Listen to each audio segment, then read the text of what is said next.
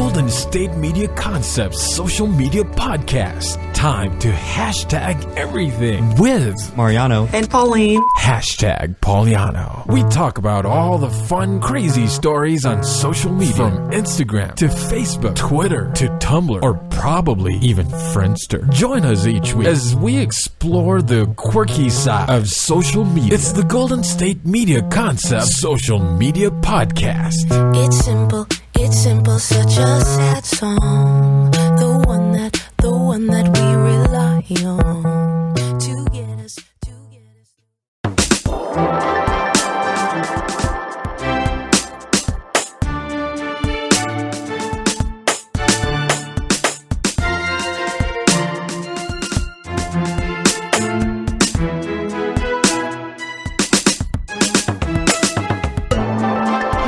And welcome to the Golden State Media Concepts social media news podcast. I'm Pauline. And I'm Taejha. And we have quite a bit to talk about in this episode, especially about technology and how new technology is going to change how we interact, I guess, and just live our daily lives, which some of the stuff I'm excited for. Yes. And kind of nervous. And in today's day, technology and living life, that's like the easiest way to go about doing any and everything. It's a part of our lives now, right? And it's one especially of those, as millennials. And we were just discussing this actually, like at church, a couple of days ago. My pastor was discussing how, especially with millennials, technology is really the only way that we communicate, and we often decide whether or not we base our feelings, whether or not how much somebody interacts with us through technology, like through social media. Like right. we take a big offense when people do or do not like things or comment on things. If they block you on social media, yes.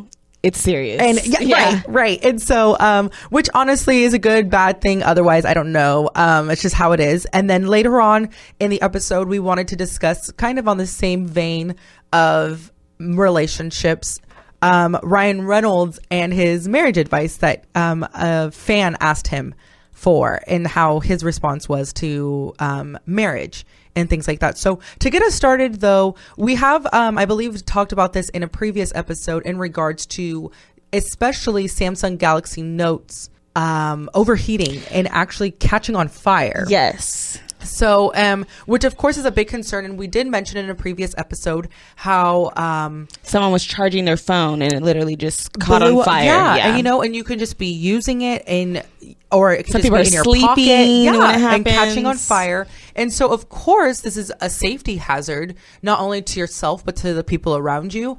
And one industry that has really had to worry about this and has had great concerns is the airline industry. Definitely. And some airlines earlier this year, after the release of the Galaxy Note, and once they realized that this was actually a problem, had mentioned that they didn't even want the phones. I know Southwest was saying that they didn't even want Samsung Galaxy phones on their airlines, the flights, regardless. Yeah, whether you had it on board with you or just checked it into your your checked-in luggage underneath the cabin and things like that. So it was a really big concern. Well, because at the end of the day, it's becoming a safety hazard in general. So regardless of where it seems to be on the plane, it doesn't matter. Problem. Yeah, whether it's exactly. And so now to combat this and to make things a little bit safer, there's 3 airlines that are adding to their planes, their fleets, fireproof bags that you can put that will fit a cell phone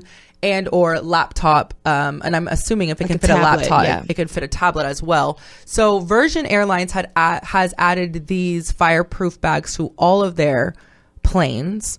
Delta has added it to over 200 planes and is planning on adding it to more as by 2017, as well as Alaska Airlines.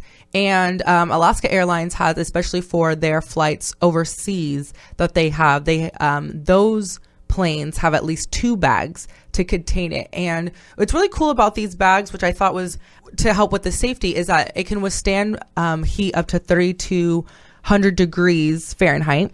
Okay. And so what I'm assuming and what I have learned is that when your phone is starting to overheat and gets to a certain level of heat, to where it's potentially like if you're able to catch it in time, overheating to where it's going to catch on fire, you can put it in to this bag, and then you can seal it with Velcro, and or they have like these heavy duty zippers on some of them, depending on which ones on which flights, and it just contains it, so it kind of like snuffs it and puts it out. Right. So then that way it doesn't become a major problem. Especially, I can't imagine in flight having a fire starting on a plane. Yeah, but how I feel about these cell phone bags, fireproof bags, is the fact that they should honestly make the passengers put their phone in there immediately. Okay, honestly, I was thinking because that too. Before it's not like you just know, like, hey, oh my god, my phone's hot. Oh my god, it's gonna catch on fire. It doesn't seem like it's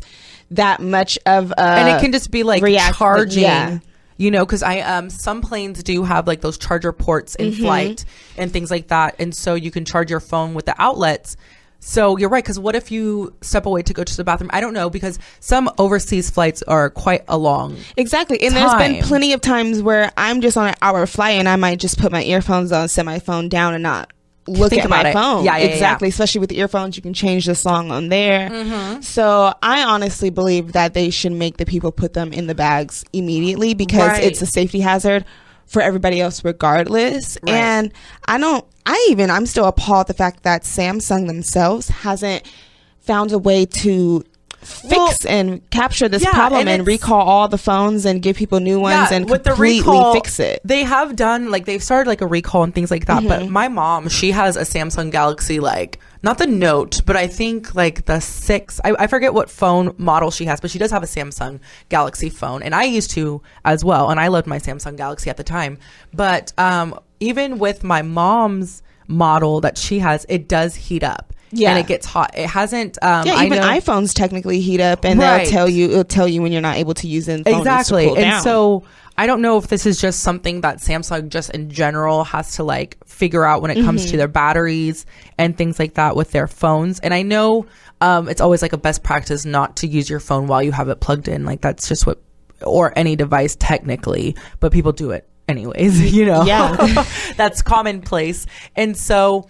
I agree with you, because I was also thinking that as well. But then I guess you kind of have to go on people's merit on whether or not they're going to turn over their phone or put it in a bag and not take it out. You know what I mean? Yeah. And especially on long flights. But people have to realize you are on an airplane. You decided to get this phone. You decided to now not do anything about it after you've known that this problem is a reoccurring situation. Right. So which is more important?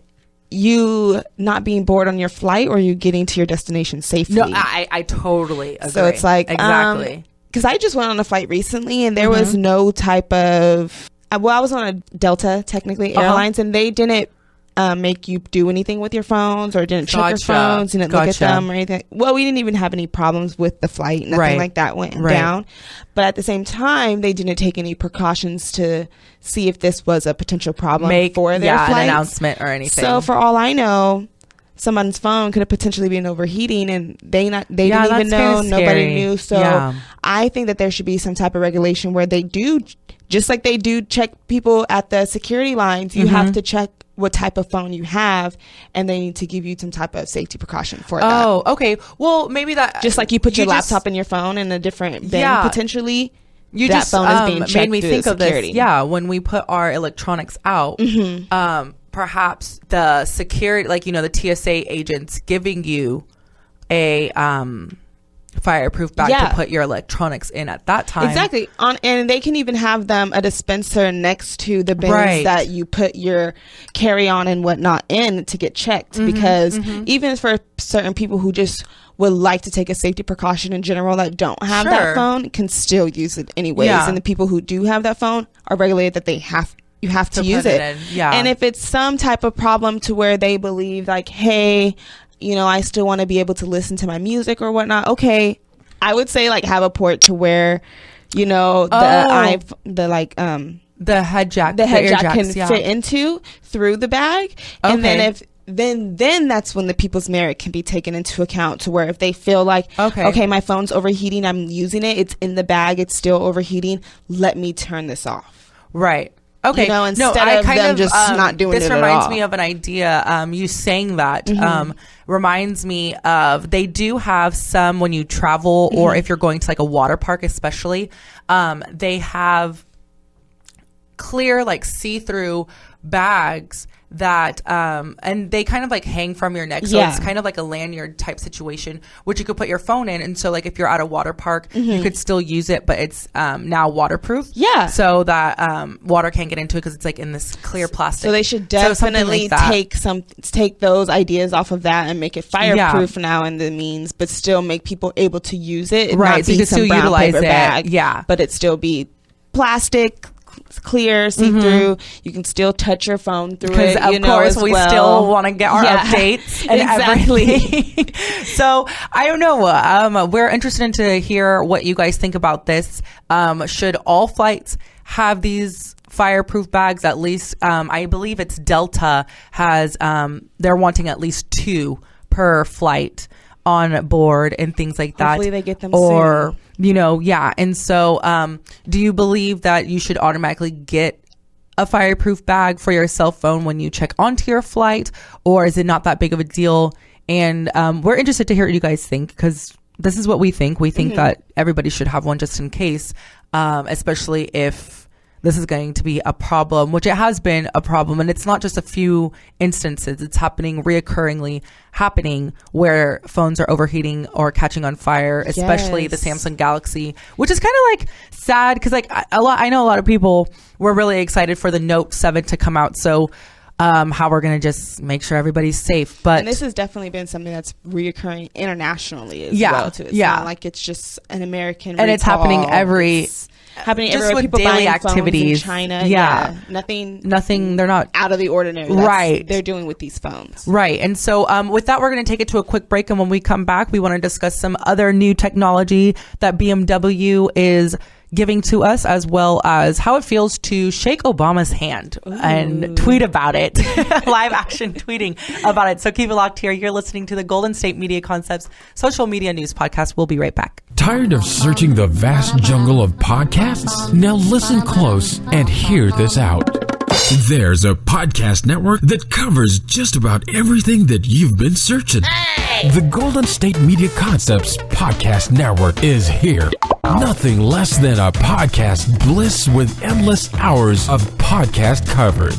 From news, sports, music, fashion, cooking, entertainment, fantasy, football, and so much more. So stop lurking around and go straight out to the Golden State Media Concepts Podcast Network. Guaranteed to fill that podcast itch. Whatever it may be. Visit us at www.gsmcpodcast.com. Follow us on Facebook and Twitter, and download us on iTunes, SoundCloud, and Google Play.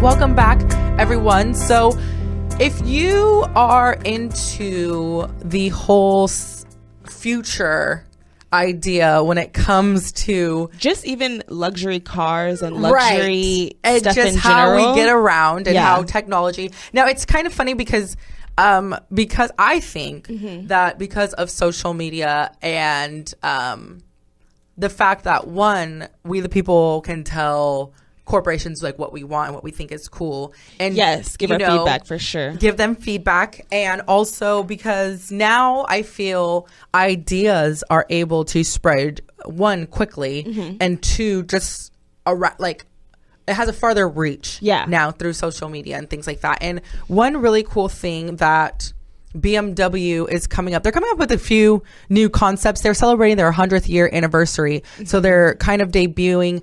It's this whole, their new look and their new slogan right now is the next 100. Yeah. So looking they're trying ahead. To go very futuristic. The future, yes. Which is exciting. And they're trying to break that mold and everything. And so one cool new thing that they're has been in the works and that they're debuting is their BMW motorcycle. Yes. And if you Google it and look it up, you can see it looks like really futuristic. It looks really cool.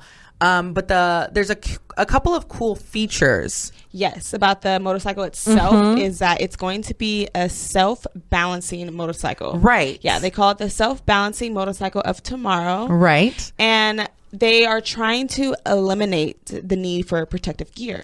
Right, which I don't know how I feel about that. Yes. So they're trying to make you not have to wear anything other than their futuristic suit, in a sense. Okay. So and they're like visor, like their goggle visor thing. It will be eye gear. They're called like Motorrad Vision Next 100. Right. And they'll have the self-balancing system that keeps the bike upright in both motion and when it's still.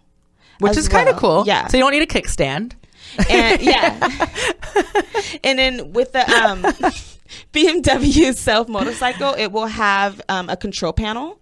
So it'll be literally a more digital bike, put it that way. Okay. So everything will be more in your touch, in your hands. You see right. it, you visualize it, you touch it. It's doing what you want it to do. See, I don't know how I feel about that though. Yeah. Well, okay, on the flip side, okay, so one pro that I think is really cool is that because it's it keeps itself upright and self-balancing, especially while in motion. I think that's a really cool safety feature.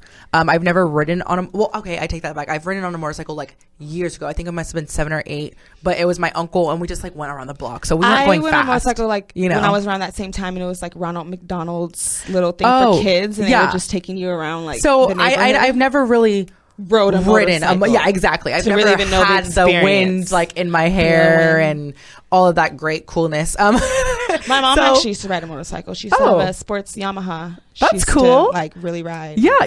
Be like on her little bikers crew and stuff. I'm sure having it being self-balancing would people are definitely going to jump on this and want to ride the bike for sure, especially because BMW is already a proclaimed luxury brand itself. So now with the fact that people are it's going to be made as a motorcycle, people are really going to jump on this. Yeah. Like my boyfriend, personally, he has been talking a lot about wanting to get his motorcycle license, and he already has a BMW now. So yeah. So when this motorcycle comes out, I'm 100% sure he's one of those people that are going to want to work for it and get it, especially because it balances themselves. About that whole visor situation. Yeah, that's the question there. Because I know that they're well, I was just going to say that I know that there's, of course, human error. Like we make mistakes just as humans.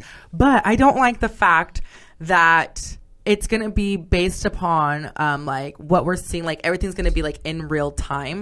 Because what if there's a glitch?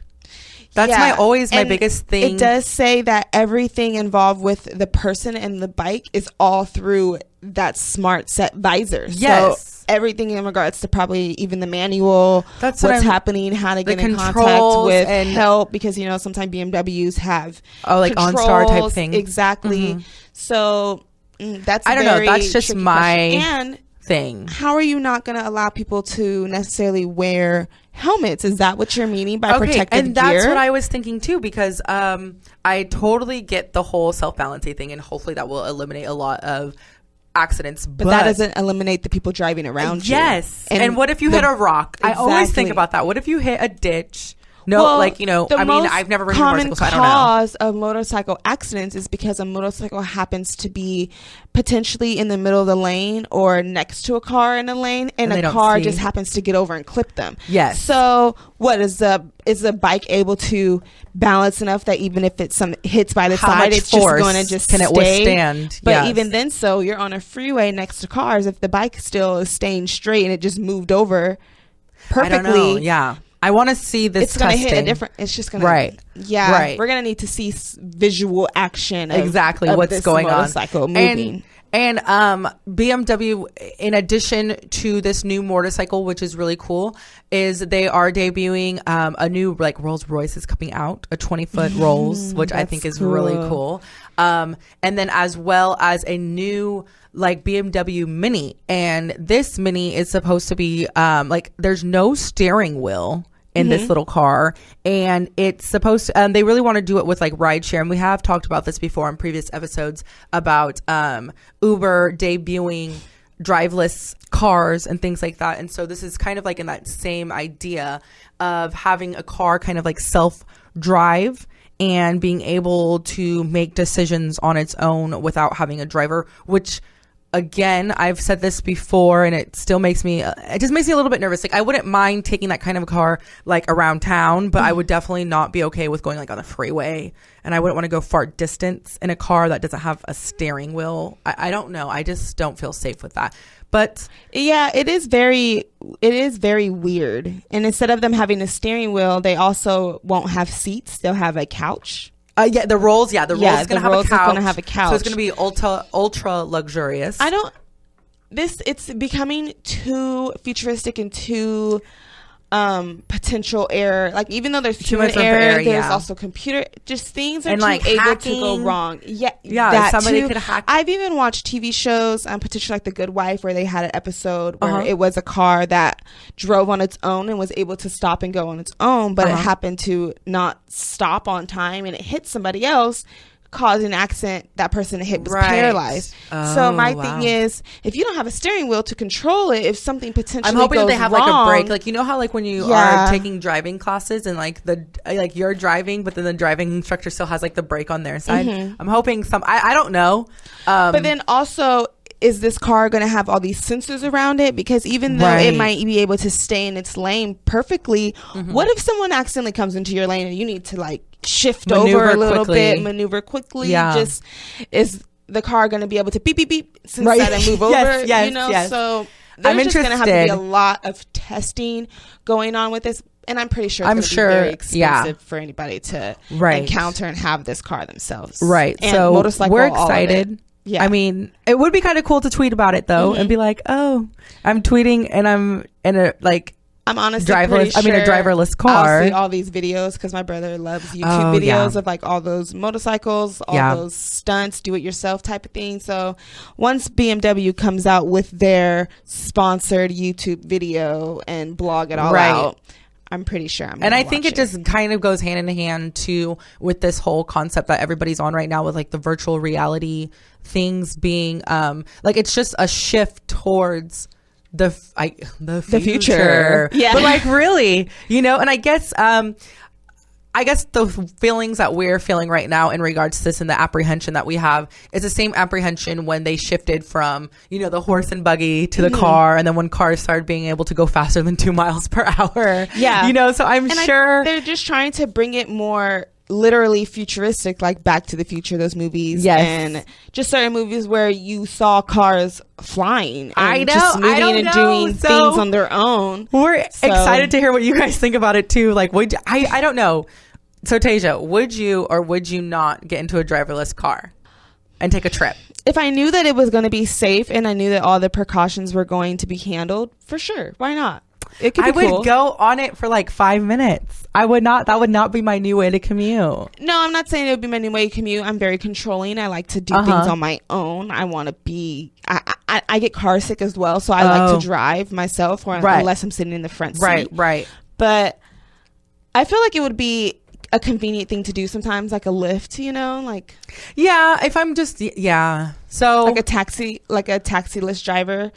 That would be cool. If you didn't have to have the taxi. Like they didn't bother you or talk to you in the car. You just did what you want while you were in the car. I wonder, what would be kind of cool if they and this is kind of like a futuristic thing too, and I know we have to cut it to a break real fast, but and so no human driver, but what if they had like a holographic like image that popped up like, hey, that can talk and assist Siri, when you but need not it. Siri. Like that she can would be really cool. And I don't know, BMW. I think they did that kind of stuff in like iRobot. You know? So she just pops up. Is everything good? Or would you like the temperature higher? Like, yes, she can still do all the controls for me. I don't need. Like, it just makes people even more lazier. And how you can change like the accent. That'd be kind of cool. Okay, so I don't know. It would be kind of cool. But we're gonna cut it to a break, and when we come back, we want to talk about Obama as well as marriage advice from Ryan Reynolds. So keep it locked here. You're listening to the Golden State Media Concepts social media news podcast. We'll be right back. Want to find out what movies to go see? Then check out the GSMC Movie Podcast. It's your ticket to the latest movies, whether it's a new blockbuster event, romantic, comedy, or action flick. This show has got it all covered. They talk some what to go see now. Don't bother. What's hot on Netflix and everything in between. That's gsmcpodcast.com/movie-podcast. When it's all about the movies, it has to be this new show. Don't forget to like them on Facebook and follow them on Twitter. Visit gsmcpodcast.com for more info.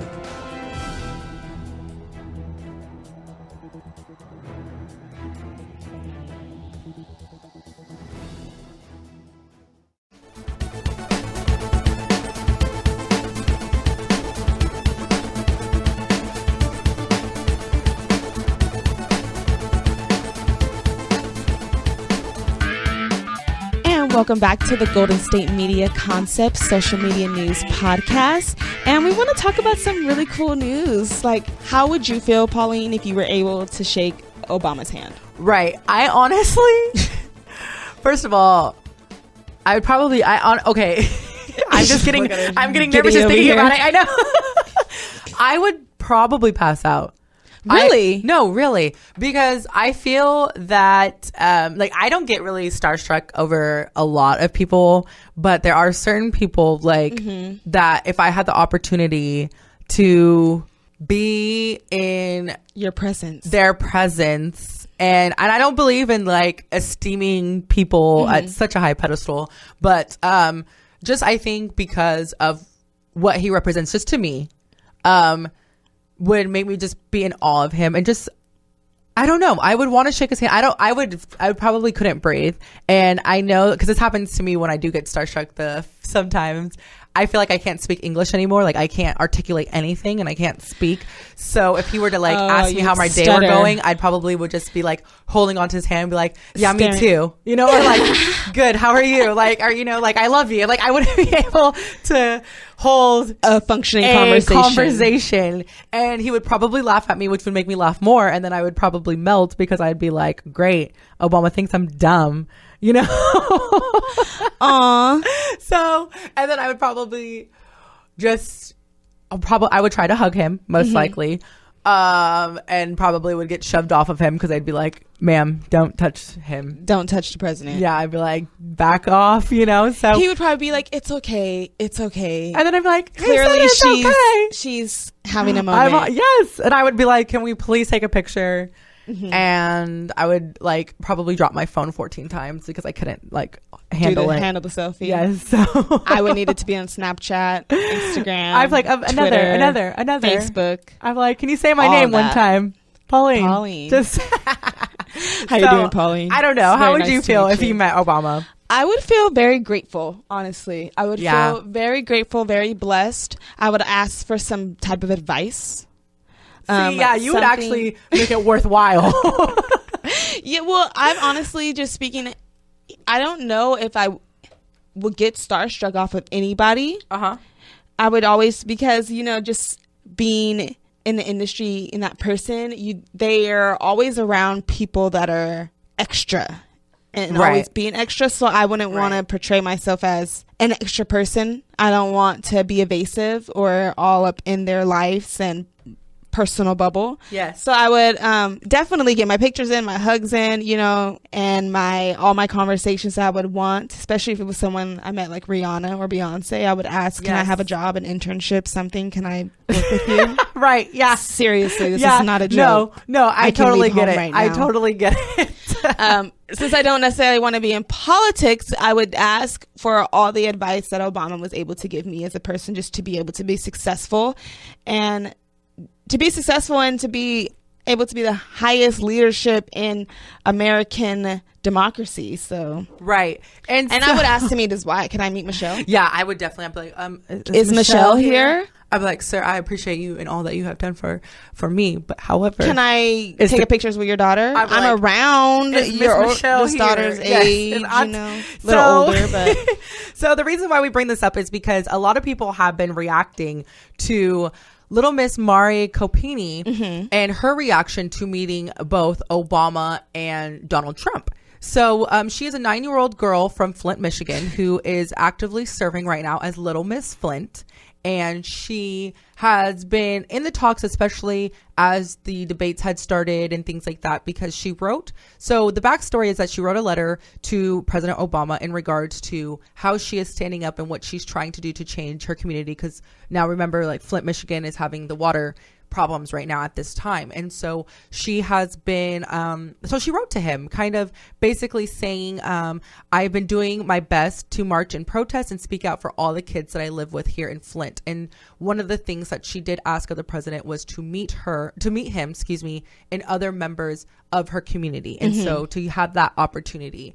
And so he actually, instead of having her come or anything, he went to her. And went to her and went to go speak to her community and things like that. And so, which is really cool because that's the point. It was literally about her community and her bringing, awareness to what is happening and what's affecting her and the people around her. I would have still wanted to go to the White House, but it's all good. Right. I agree. And so the reason why she was kind of like in Twitter news and in social media news is because there was a picture that she took with President Obama, and there's one where she literally is embracing him and he picks her up because she's kind of tiny. She's 9, so she's small. So he's holding her and things like that, and she's smiling and she's very, very excited.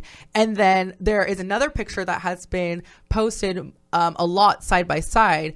So she has a picture with President Obama and she's smiling and everything, and then she has another picture with Donald Trump when she met him, and she's kind of just she looks mortified. It's one of those like fakes, I'm doing my duty as Little Miss Flint. Yes, type of a picture. Her eyes were huge, and not in a happy way, more in like I just saw a ghost. Right. And so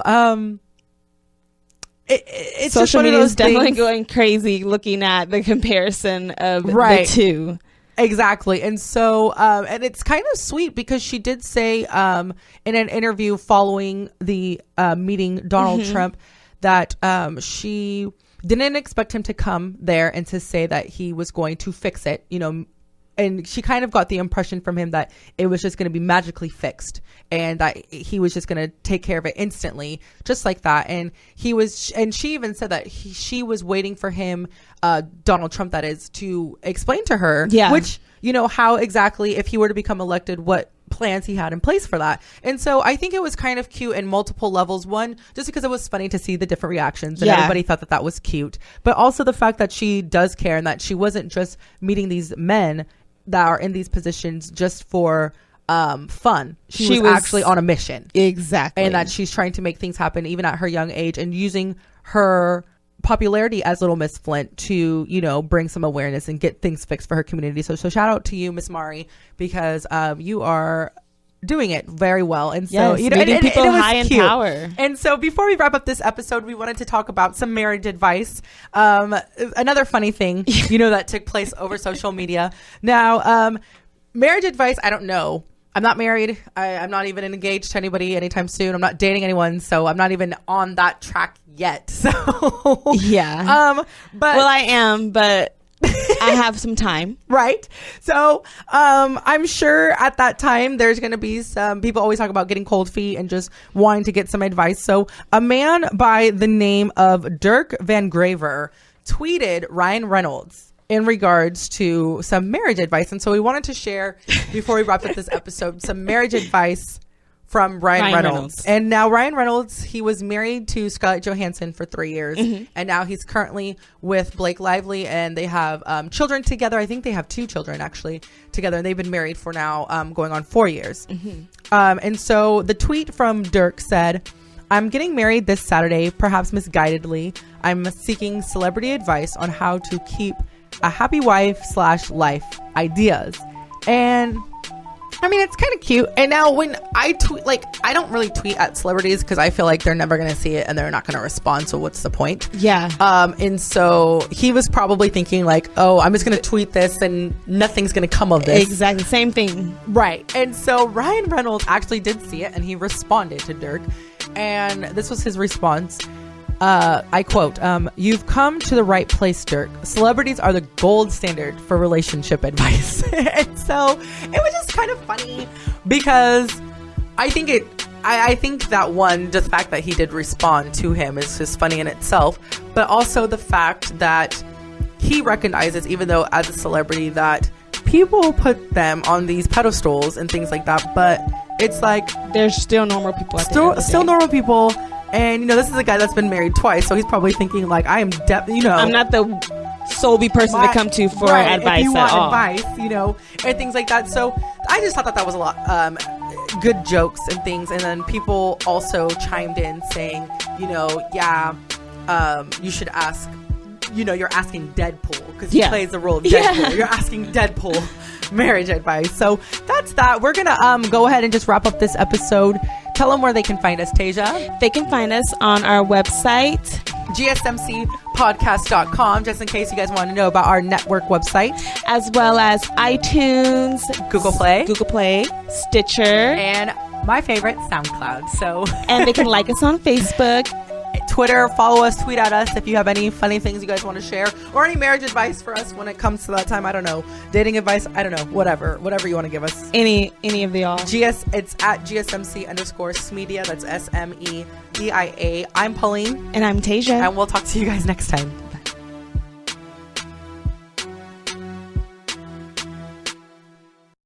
You've been listening to the Golden State Media Concepts Social Media Podcast, part of the Golden State Media Concepts Podcast Network.